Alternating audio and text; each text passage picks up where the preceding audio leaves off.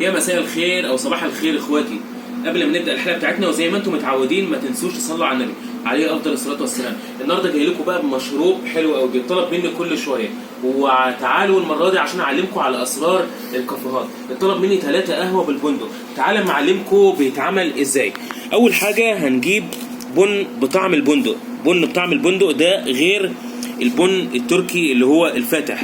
البنه نفسها بتتعمل من البن وبيتضاف عليها كريمه وبودر وطبعا نكهه البندق، فطبعا بيبقى بن بالبندق حاجه كده عظمه قوي. وما ننساش بقى مكسرات البندق اللي احنا طحناها دي. تمام قوي. اول حاجه هنجيب الكنكه بتاعتنا وهنعمل 3 قهوه بالبندق. الكوبايه هتاخد 3 معالق بن. 1 2 3 1 2 3 1 2 3 3 معالق بن من المعلقه الصغيره بس تكون مليانه شويه. بعد كده طبعا واساسي اللبن بتاعنا، يعني ما نعملش نص ميه ونص لبن، لا احنا نعمل كله كده لبن علشان يدينا النكهه والفليفر القوي بتاع القهوه اللي بالبندق. بعد ما حطينا البن بندق هننزل بقى ب3 كوبايات لبن على معيار الكوبايه اللي بتبقى في البيت عندنا. يا ريت لو الكوبايه ما تكونش كبيره تبقى احسن، يعني الكوبايه تكون وسط كده. تمام قوي كده. احنا كده حطينا 3 كوبايات من اللبن،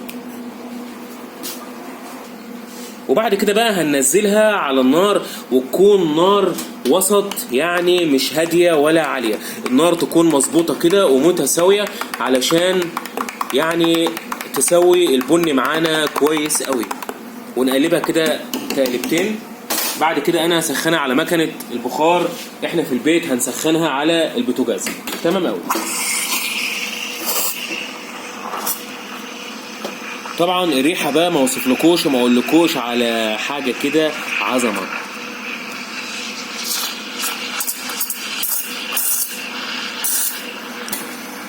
القهوه اللي بالبندق اساسي طبعا بتطلب مني في الشتاء كتير قوي، وده علشان احنا في الجو الشتوي والدنيا ساعة، فالناس بتحب تجدد بدل ما تشرب الايس بتشرب الحاجات السخنة.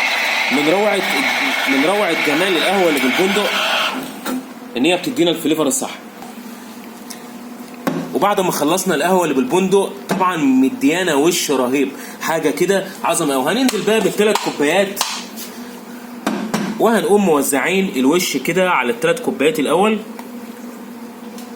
لان لو نزلنا مره واحده في كوبايه واحده الوش هينزل في كوبايه واحده وبقيه الكوبايات مش هتحط فيها وش، فالناس هتزعل ازاي. السلام عليكم. وهو مش مطلوب مني بمكسرات فهنحط اي حاجه. شويه نسكويت كده من فوق الوش علشان يزينوا القهوه اللي بالبندق. وتمام قوي كده. عملنا النهارده 3 قهوه بالبندق. ما تبخلوش علينا بقى باللايكات والشير وحاجه كده ايه عظمه.